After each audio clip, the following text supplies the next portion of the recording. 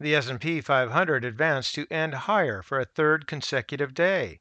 New government data on Friday showed personal income fell less than expected in April, but still pulled back after March's stimulus-fueled surge. Personal income fell by 13% in April over March compared to the 14.2% drop expected. This followed a 20% increase during the prior month, which had been buoyed by the distribution of $1,400 stimulus checks to most Americans. And I guess I am not most Americans, as I have yet to receive my stimulus check, but the feds certainly know where I am because they grab taxes directly out of my bank account.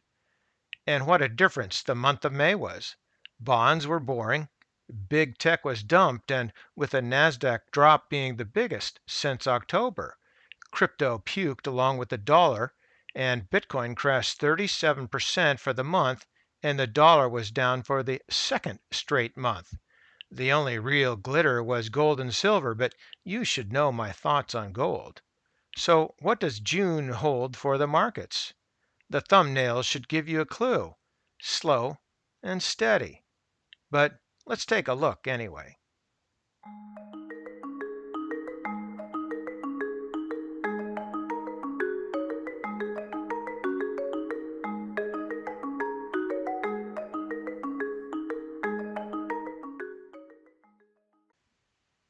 And we're now looking at the 6-month daily on the spiders, the SPY, and the close on Friday was 420.04.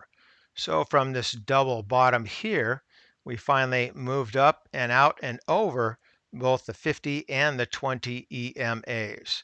Now go back here, we had that bottom there and this bottom here, not really a double bottom, but we did have an attempt and move on up here, but it hit some headwinds.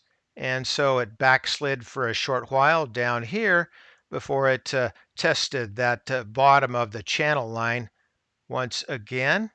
And then it was able to make its way on up here. My point being is oftentimes there is hesitation in the moves on the way up. So it looks like we're hitting a little bit of a headwind here. You can kind of see that in the price chart. Let's go down and take a look at the oscillators. Volume is fine. No real problems there. Into the MAC, you can see this bottom here looks good.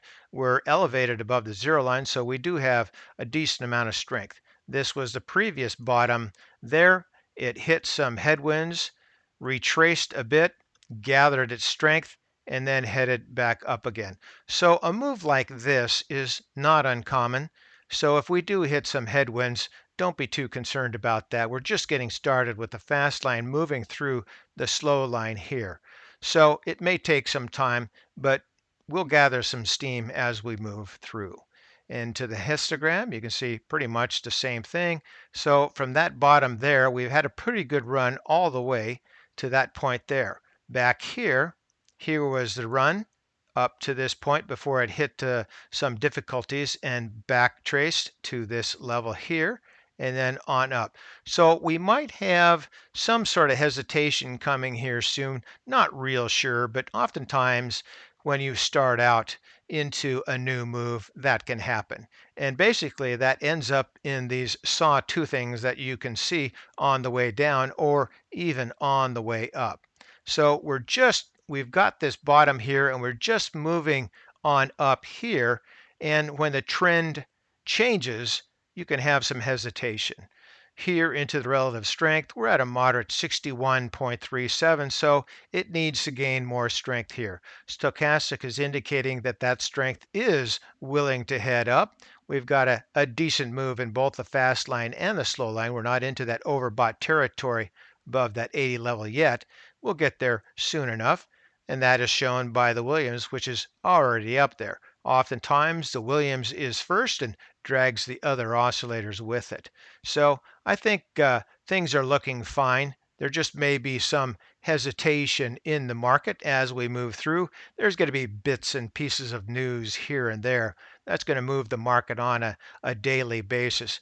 But once it gets its trend, it's hard to stop. And we don't quite have the trend yet, but it'll kick in here soon enough. And for today, that's ChewDog Charts. Thank you.